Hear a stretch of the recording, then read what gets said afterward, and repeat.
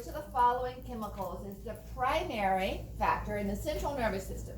Because we have central nervous system and peripheral nervous system receptors, okay?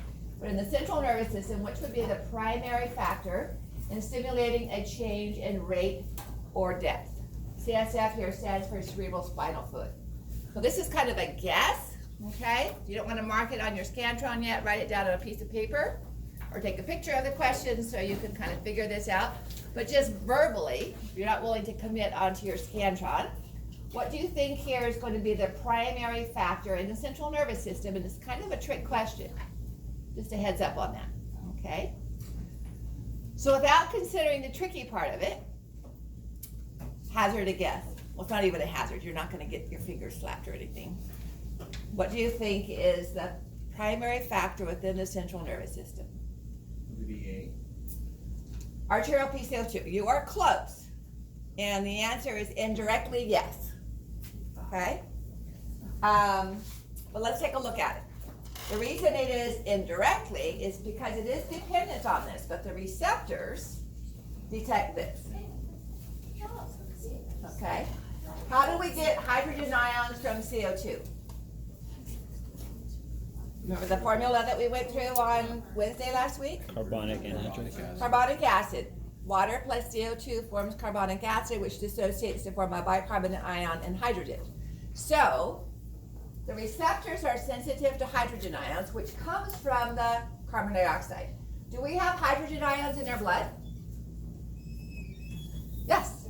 And in fact, the peripheral receptors are sensitive to hydrogen ions. So the more you exercise, the more CO2 builds up, or if you have emphysema, you're going to build up CO2. All right, so there are hydrogen ions in the blood, but that is not an answer, okay? It's this, which comes from this. So let's take a look. It'll be a few minutes downstream here in our lectures on how that works. So the major control of respiration comes from the central nervous system. Anybody know what part of the brain? I've got several listed up there. Where's our respiratory center? Our primary respiratory center. In the medulla oblongata, exactly right. So that's where our cardiovascular respiratory center is. That changes heart rate and force and activity and so on. But we also have, in the pons, a pontine respiratory center. Now, I don't know if you remember from Bio 430, but it used to be called the pneumotaxic and apneustic, okay? However, you can live without the pons, okay? You won't breathe without the medulla. So the primary control in instigating breathing is not very pretty, but at least it's breathing, all right? It becomes pretty when we have the pons. It becomes more regular. Now, whether we breathe or not depends on these chemoreceptors, okay?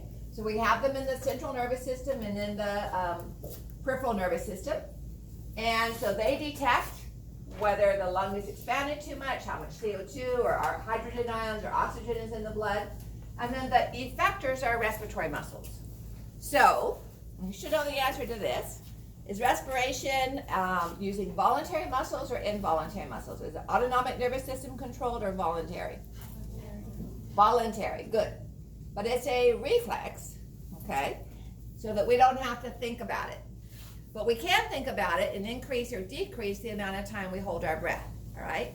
But that's a reflex component. So, the control of respiration involves primarily the medulla oblongata. So I'm going to draw kind of a basic diagram here of a sagittal view.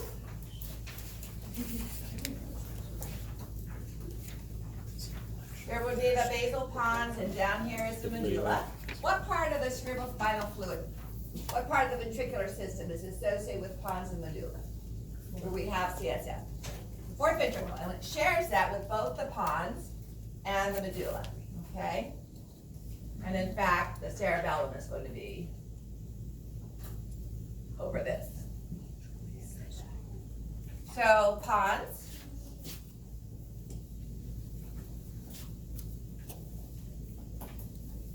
and medulla oblongata. So in the medulla oblongata, we have these two centers called the ventral respiratory group and the dorsal respiratory group. All right? VRG DRG.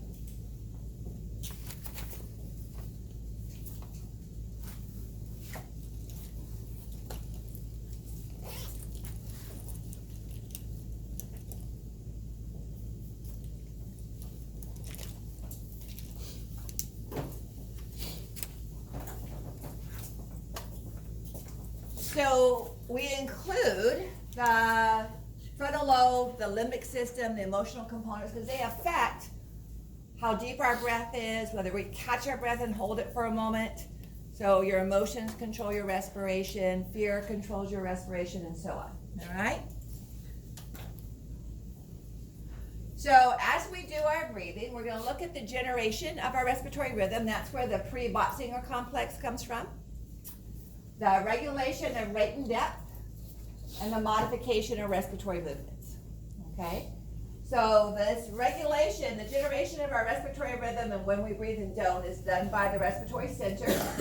And regulation of rate and depth and modification also involves the pneumotaxic center. So the generation of our respiratory membrane comes from this pre-Botzinger complex. It's not talked about a lot. I don't even know if it's mentioned in your textbook, all right? But I want you to think of it as a little bit similar to our SA node in the heart, where it depolarized on its own and fired off and got the atrial and the ventricular contractile muscles to contract. So this is similar in the sense that it has a generation, self-generating rhythm, all right? That they depolarize at a certain rate, but we modified that rate based on how much CO2 we have or don't have in the blood. So that is going to go to the dorsal respiratory group, and which is up here in this diagram, all right? And it receives input directly or indirectly from how much CO2 and hydrogen ions we have in the CSF, how much we have in the aorta, and how much stretch is going on in the lungs, because we don't want to, remember how we blew up not completely blew up, but it stretched out the sheet plug, all right? And we were limited to how much air we could pump in there with the ambu bag, but if we'd hooked it up to an air source, we could have just ruptured the whole thing. And so there are stress receptors in the wall, the visceral pleura, and in the alveoli and alveolar ducts that start to fire more and more and more as we fill those up with air. And that inhibits the lungs from expanding too far to start blowing out those alveolar walls, all right? So once the dorsal respiratory group is activated, it's going to send neurons down to our respiratory muscles. So we're not going to look too much at the speech and cough and sneeze, but we can voluntarily control that depending on what we're doing. I'm going to come back to this diagram because, like I said, I haven't used this. So this is what I'm looking for. This is what I was diagramming my board off of, okay? So here we have the dorsal respiratory group and the ventral respiratory group. And then our pontine respiratory center, the pneumotaxic and apneustic. So let me draw those in.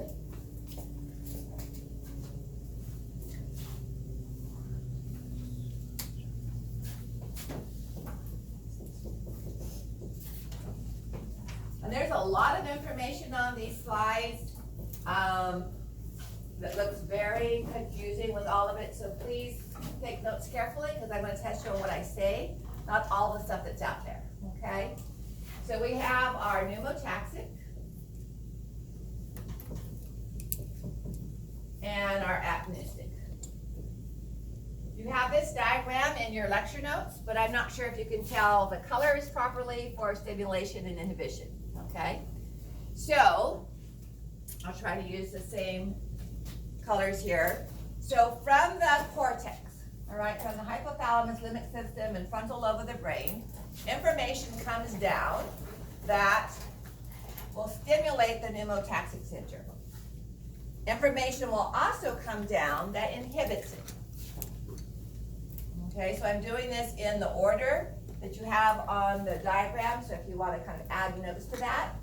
So the one on the right is the red one, one on your left is the red one, which is excitatory, and the one on your right is the blue one, which is inhibitory. So we're saying that the cortex in both cause you to breathe deeper and faster, because you can voluntarily take deeper breaths and faster breaths, or it can inhibit breathing, voluntarily or because of emotions, okay? So the pneumotaxic is going to be inhibitory. It's going to inhibit the apneustic. So the equal sign here is the inhibitory, if you're trying to read that. All right, the apneustic is going to excite the dorsal respiratory group.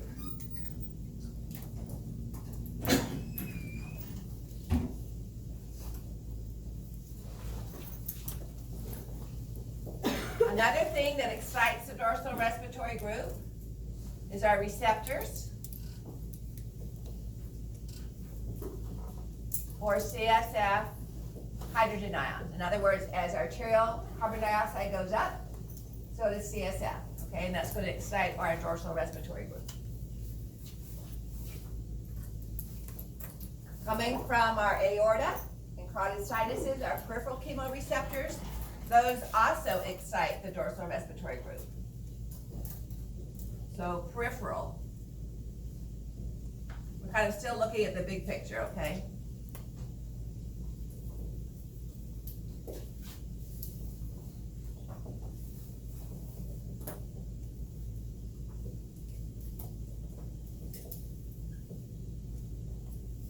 Remember I was talking about the stretch receptors in the lung?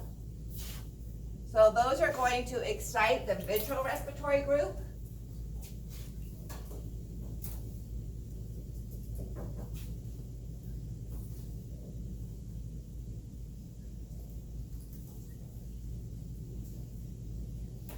And they're going to inhibit the apneustic group.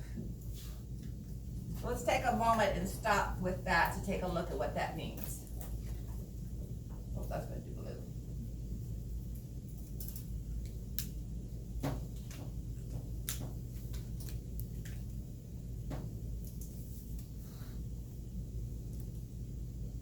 So, if we inhibit the apneustic group, okay, and the apneustic group excites the dorsal respiratory group, what are we doing to the dorsal respiratory group if these stretch receptors fire?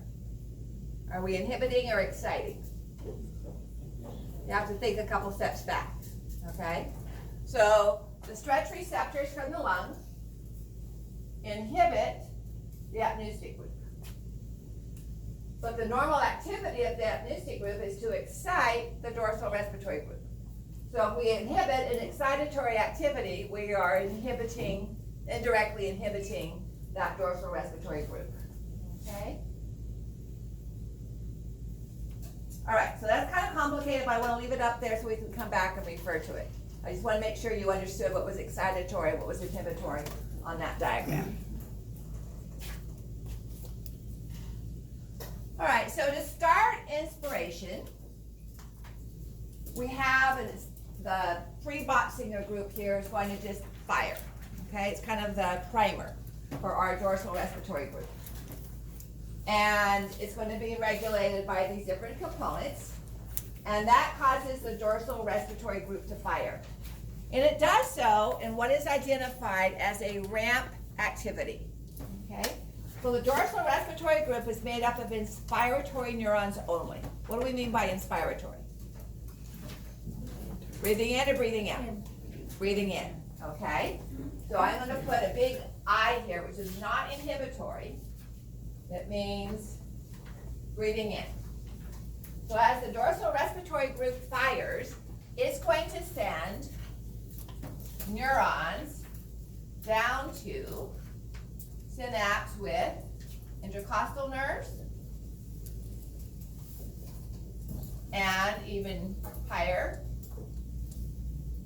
the phrenic nerve. Because these are going to our muscles of normal inspiration, okay? So as the dorsal respiratory group neurons fire, they activate the neurons, the lower motor neurons that form the phrenic nerve. C3, 4, and 5. Ventral rami form the phrenic nerve. Our intercostal nerves at T2 through T12 innervate our external intercostals. So if we bisect the cervical vertebra at C2, Even if these fire, we're not going to get that innervation to the diaphragm or to the external intercostals. The person needs to be on a ventilator, okay? If there's some break between the medulla and the third component of the cervical nerve. Now, if we go down to T10, and the spinal cord is severed at T10, then normal breathing on reflex would work. The person doesn't need a ventilator, okay? All right, so what do we mean by the ramp effect? Well, instigated by the pre-Botzinger reflex, we start to see neurons from the dorsal respiratory group, and that was blue, start to fire. And more neurons of the dorsal respiratory group will fire. As more and more neurons are firing, they're reaching more and more muscle cells, myofibers of the diaphragm and of the external intercostals. So you don't just go, you gradually take deeper and deeper breathing. Okay? That's what that ramp effect is doing from the dorsal respiratory group. So you breathe in, you breathe more and more and more and more. So when we look at the tidal volume, we see tidal volume going up, takes about 2 seconds, all right, for inspiration on just normal tidal volume. And then the dorsal respiratory group stops. It doesn't fire at all. What did we say expiration was? Passive or active normally? Passive. So there's this break of 3 seconds. And we see a relaxation, a passive relaxation. It's not the same steepness as inspiration, okay, because it takes longer. So we have 3 seconds of expiration as the muscles relax because they're no longer being fired. They're no longer being stimulated by the phrenic nerve or the internal intercostals. And then the dorsal respiratory group starts again, and we see the ramp effect. Tidal volume breathing in, stops firing, and we have passive expiration. Okay? That's what the dorsal respiratory group is involved in. Normal tidal volume inspiration, not forced inspiration and certainly not forced expiration. Okay? So here's that ramp effect. So I want you to associate this with the dorsal respiratory group neurons in a similar view. Okay? So as soon as the dorsal respiratory group neurons shut down, we have the relaxation of the skeletal muscle as calcium ions are being pumped back into the sarcoplasmic reticulum. All right, but just passive relaxation. So here's a cycle of the dorsal respiratory group. They fire, instigated by the pre-Botzinger group. Our external intercostals and our diaphragm contract. Inspiration occurs. They stop firing. Muscles relax. Passive expiration occurs for 3 seconds. And then we start that cycle all over again. Unless it's modified by emotions, by a voluntary decision to take a deeper breath or a more shallow breath, all right, or by changes in our CO2.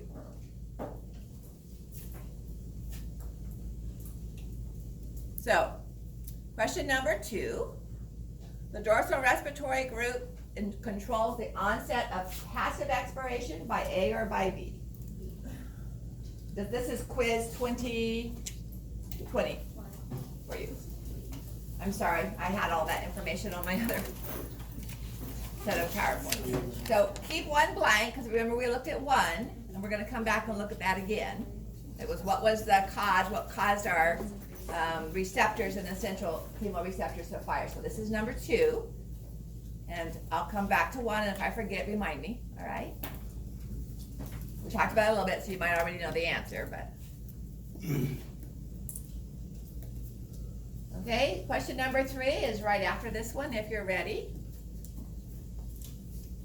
So do we have any expiratory neurons in the dorsal respiratory group? No. Okay. So the dorsal respiratory group receives sensory input from peripheral chemoreceptors, receives direct input from the limbic system, sends efferent neurons. Are there any neurons going from the dorsal respiratory group to the pons? is responsible for forced inspiration and exhalation. There's only one correct answer up there.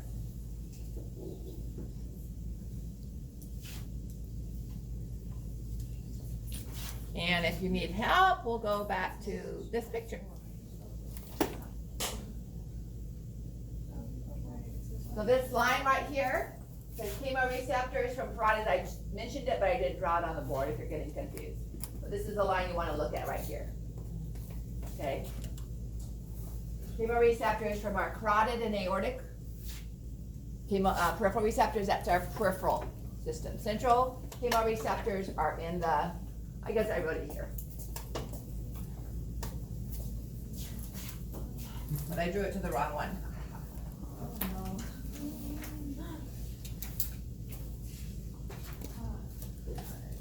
That would be a problem. I drew it to ventral, and I should have drawn it to dorsal. It's this one right here. Isn't it nice when I help you out with the answers?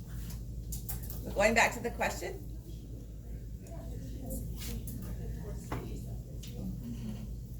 So the peripheral chemoreceptors are those that we find in the arch of the aorta and the common carotid artery right where it splits to form internal and external. We haven't talked about them in detail yet, but we'll get to them. Okay. So there's that same picture that we looked at for the dorsal respiratory group. I have a clarification Yes. to make about the board. Uh-huh. So the peripheral chemoreceptor arrow is pointing to the DRG, but the one that you just erased, stretch receptors, are now going to DRG as well? Oh, so the one that, was that what I erased? Yeah. You did it right the first time. Oh, okay. So the stretch receptors are excitatory to VRG and inhibitory to apneutic. The peripheral chemoreceptors are excitatory to DRG. Okay. All right, so now we have the ventral. So far we've talked about the pre-Botzinger, instigating the ramp effect, okay? And those were only inspiratory. They just shut off when we did passive expiration, all right? So now we have ventral respiratory group, and ventral respiratory group is both. So ventral respiratory group is going to have inspiratory and expiratory, but I'm putting an F in front of each one. What does the F stand for? Forced. All right, so when do we do forced inspiration? What do we call that volume? You breathe in normally. That's our dorsal respiratory group, and then trying to reach your vital capacity. The difference between between tidal volume and vital capacity is our inspiratory reserve. Okay, and so to do that, you need your ventral respiratory group. So take in as deep, breathe in normal, and then breathe in as much more as you can. And then let it out passively. You're still using dorsal respiratory group neurons not firing, okay? You're not using the expiratory ventral respiratory group yet. Now I don't care whether you take a deep breath or normal breath, let it out normally and then force the air out, okay? So take a breath, let it out normally, now force it out. That's the forced expiratory group from the ventral respiratory, okay? So, tidal volume, dorsal respiratory group. Anything above that, inspiratory neurons from the ventral respiratory group. Anything below that, expiratory neurons from the ventral respiratory group, okay?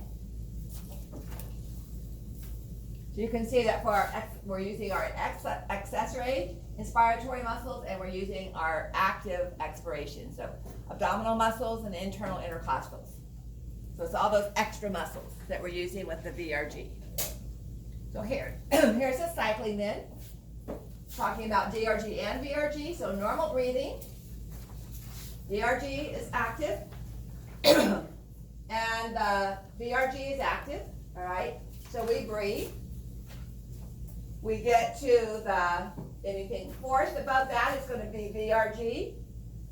passive, we get to expiration, passive expiration, all right? And then we force more air out, and those are the expiratory neurons of the VRG, okay? So it's not like VRG takes over from DRG, they overlap, so DRG, and then VRG for the excess above normal inspiration. Passive, unless you're forcing air out starting at the very top, okay? But if you breathe out passively till you get to normal, to the baseline, and then force air out, you're using VRG. If you start at the top, like we do of our FEV1 today, where you're gonna take it as much air as you can and then blow it out in 1 second. See how much you can blow out in 1 second? Very few of us can do all of it in 1 second. Then we're using the VRG at the very top. As soon as we start to forcefully blow it out, not just passive relaxation of muscles, we're using VRG. Okay? So now we're looking at the pontine respiratory group, which is both of these. And remember I said that we can breathe without the pons. It's irregular, it's not smooth and of regulated depth, but we can still breathe, all right? So we have the pneumotaxic center and the apneutic center working together. And what we're going to see here from the pneumotaxic center is, as I said, it inhibits the apneutic, which normally excites the DRG. So we're stopping the apneutic from exciting the DRG. And so it makes us breathe more shallowly. So more of a gasping, if all we have is the pneumotaxic, okay? Anybody know what apneutic means? No breathing. So apnea is cessation of breathing, all right? So when we look at the apneutic center, this prevents the cessation of breathing, even though it means no breathing, okay? So our apneutic center keeps us from stopping to breathe. So these work back and forth. And so if we don't have the pontine respiratory group, you do this. All right? If you do have it, and you don't have the other regulating, then it's the reverse. It's so if that's not working, okay? So it's a balance between those two. And then the apneutic keeps us from breathing, keeps us from stopping to breathe. Now, let's take a moment to look at this diagram. It looks complicated, but doesn't have to be. If we cut between the medulla and the spinal cord, we have no effect of our respiratory center. Therefore, no breathing, okay? Straight line. You don't have to care about, we'll do the vagal intact, okay, which has sensory from the lungs, so we won't worry about not having that. But, so if we have only spinal cord and nothing from the medulla, obviously nothing from above, no breathing, because we need the respiratory center. If we have the respiratory center, but not the pontine center, this is where you have that irregular breathing that I said wasn't pretty, okay? So irregular gasping, but you're still breathing. If we add back in the pontine center, then we get either normal or slow, depending on what level, but we get a more regular breathing pattern, okay? And essentially, that's what I want you to know for the pontine center. We need that to get the rhythm, the normal rhythm of breathing. Okay?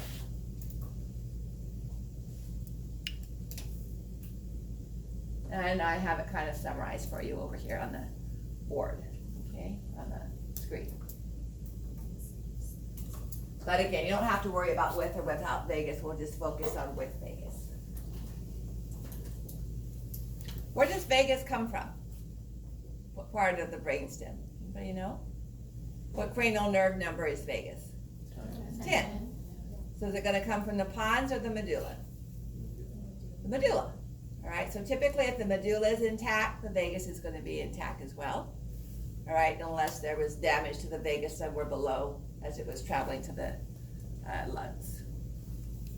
Okay, so those are the components of the respiratory centers and the dorsal respiratory groups and so on.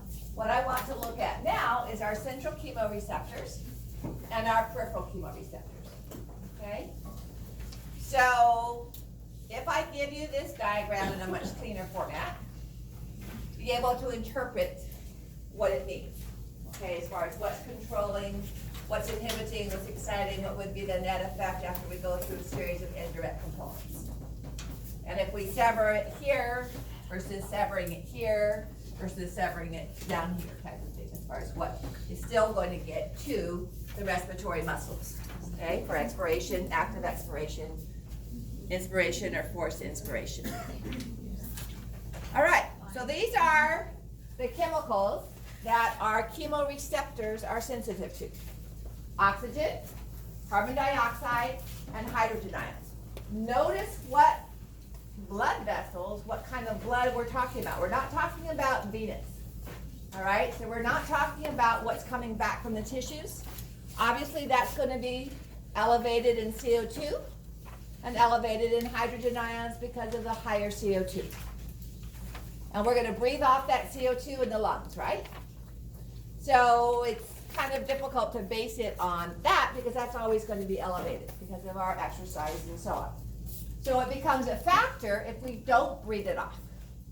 And it returns from the lungs to the heart, and we then pump it out as arterial blood. That's where it becomes a factor to our chemoreceptors. If we still have elevated CO2 after it's passed through the lungs and the capillaries and had an opportunity to be breathed off. So for instance, if someone has emphysema, all right, and there's high levels of CO2 because the person had difficulty breathing out and they had fewer alveolar walls, so there was less surface area for the CO2 to move into the alveoli, then you would expect that the arterial blood being pumped out of the heart that has come back from the lungs is going to be higher in CO2 than normal. Okay, and that's what our system is going to pick up, is what's left in the blood after normal passing through the lung tissue.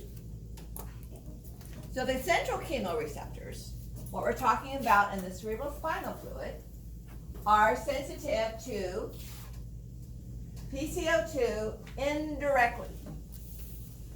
Keyword should be there, indirectly, all right?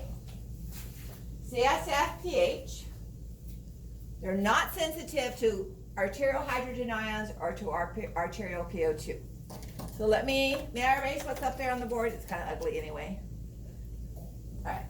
Well, you didn't have to agree with me. Don't do it. You have the diagram on there?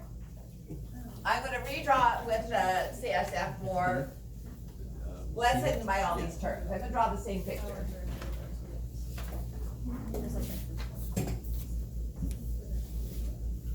So, as a review, what is the blood vessel carrying arterial blood to the medulla? Just in general, what's our major blood vessel that travels on the ventral surface of the medulla? The internal jugular. Comes together to form the, internal jugular is going to the carotid canal, not internal jugular, but I'm talking about arteries. Comes together vertebral artery, okay? That travels right along the ventral surface of the medulla oblongata, and just before it gets to the pons, or right at the junction, forms the basilar.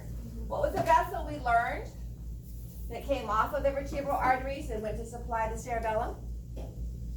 Posterior cerebellar. Posterior inferior cerebellar artery. That and a couple of others coming off the vertebral artery also give off branches that go to the medulla, okay? So that's where the blood flow is coming from. That's going to be detected by these central chemoreceptors. So this is cerebrospinal fluid.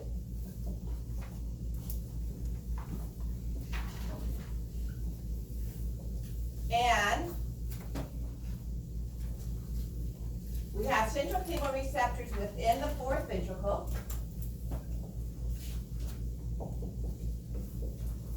That are going to bind hydrogen ions.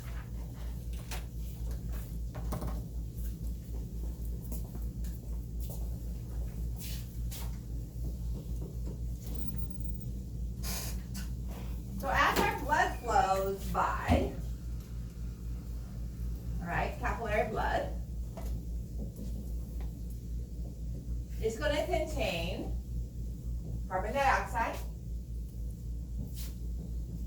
hydrogen ions and oxygen. Okay? Carbon dioxide will diffuse into the CSF. Oxygen will diffuse into the CSF. Hydrogen ions will not cross the blood-brain barrier. So hydrogen ions in the blood, in the plasma, are not a factor in activating our central chemoreceptors. We don't have receptors for oxygen in there, at least not till they're very, very low levels. So the important component here is carbon dioxide, okay? And yet it's not the carbon dioxide, it's the hydrogen ions. So back to that chemical formula that we first saw with the transport of CO2, we have within the CSF, carbon dioxide plus water forms carbonic acid. What was the enzyme that was found inside red blood cells that made this happen rapidly? Anybody remember the name of that enzyme? Carbonic anhydrase, right? So carbonic anhydrase is present in the CSF. So we have a rapid chemical reaction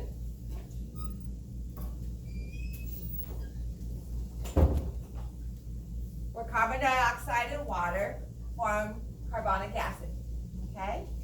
And then this further dissociates, some of them, not all of them, to form hydrogen ions plus bicarbonate ions, okay? It's these hydrogen ions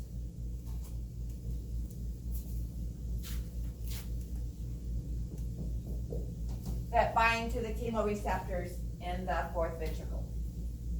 And those are the central chemoreceptors, okay? So as you hyperventilate, anybody know what the process of hyperventilation is? Rapid, deep breathing.